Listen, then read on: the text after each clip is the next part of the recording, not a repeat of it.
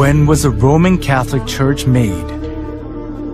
In order to understand its birth, first we need to follow the process on how the early church in Rome, which had been persecuted, obtained recognition from the Roman Empire. The church in Rome kept the undefiled truth of the early church in its initial stage,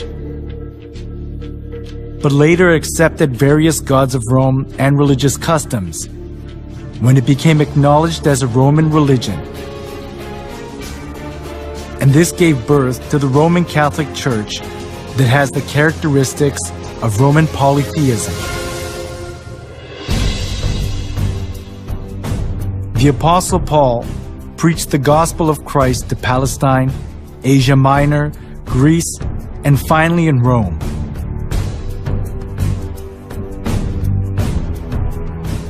The church in Rome was not welcomed in its initial stage. It was because of the monotheism of Christianity, and the polytheism of Rome conflicted with each other.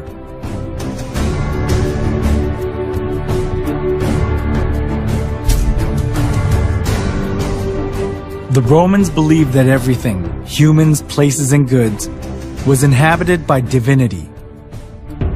As they accepted folk beliefs of the people they conquered, far more various gods and religions prospered in Rome.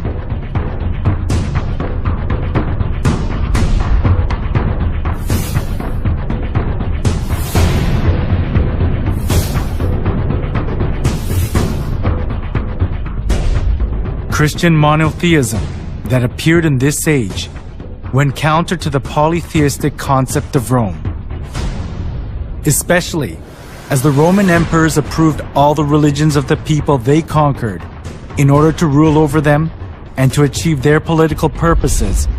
This came into conflict with Christianity, so the Roman emperors persecuted the Christians. The early church was oppressed by many emperors, but there was a turning point during the reign of Emperor Constantine in the 3rd century.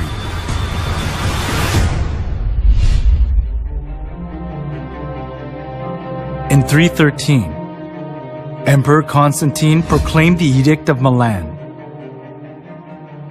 The edict approved Christianity as a legal religion of Rome and gave legal privileges and immunity from military duty and taxes to the Christian clergy.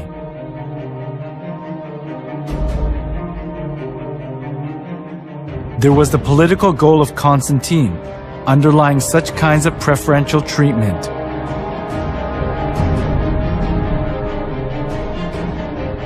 It was Mithraism, the sun worship religion, that was diffused throughout Rome. But all the Roman emperors deified themselves and enforced people to worship them.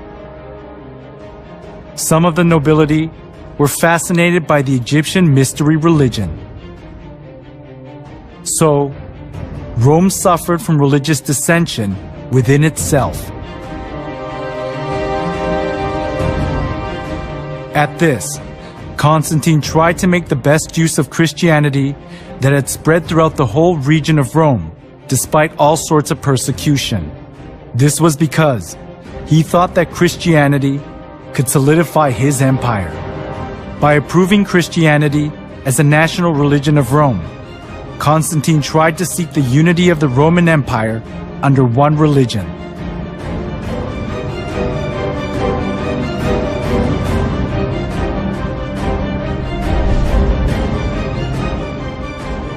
Thanks to Constantine's pro-Christian policies, many believers of the polytheistic religions of Rome streamed into the Christian church.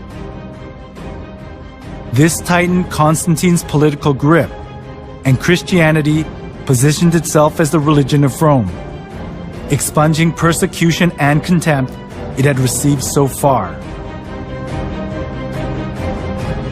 However, the indiscreet conversion they did without having any kind of understanding or faith, rather produced an adverse effect, the influx of pagan customs into the church.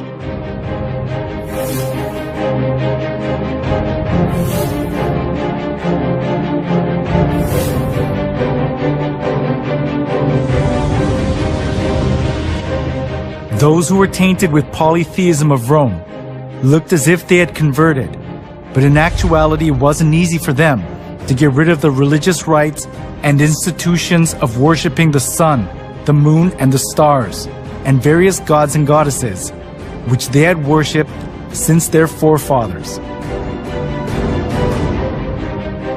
The church in Rome sought for solutions to disburden the pagans when they converted to Christianity.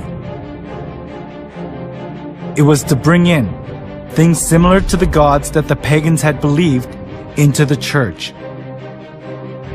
They thought they would increase the number of pagan converts by doing that.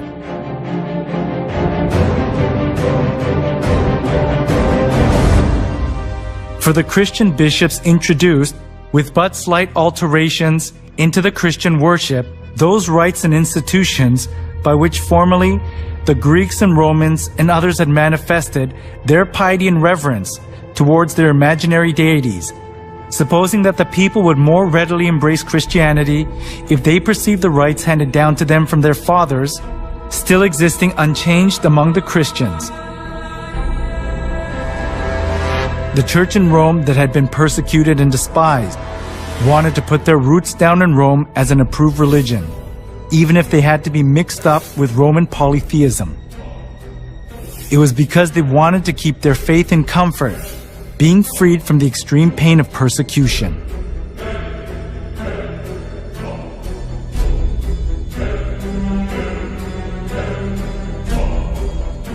To attract more pagans, the church in Rome tried to Christianize various kinds of pagan gods to suit the Bible.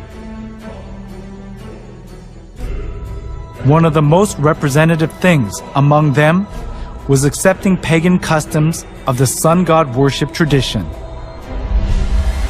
The church in Rome identified Jesus with the sun god.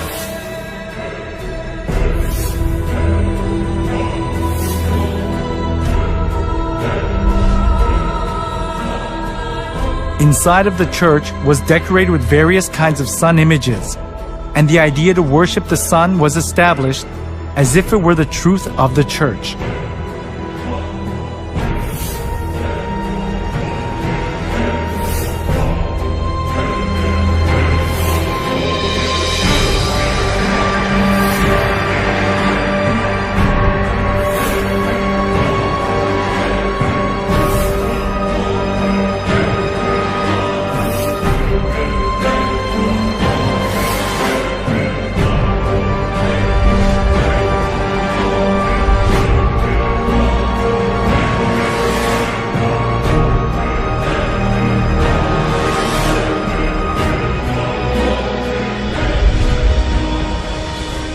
All judges, city people, and craftsmen shall rest on the venerable day of the sun.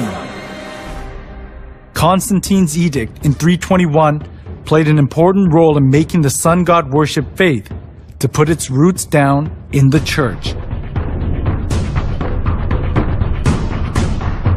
Constantine continued to identify the sun with the Christian god in some way. When in 321, Constantine made the first day of the week a holiday, he called it the Venerable Day of the Sun, Sunday. The Christian church took over many pagan ideas and images. From sun worship, for example, came the celebration of Christ's birth on the 25th of December, the birthday of the sun. As the sun god worship mingled in with Christianity, the church in Rome was deprived of its purity of the early church and changed its appearance to the Roman Catholic Church.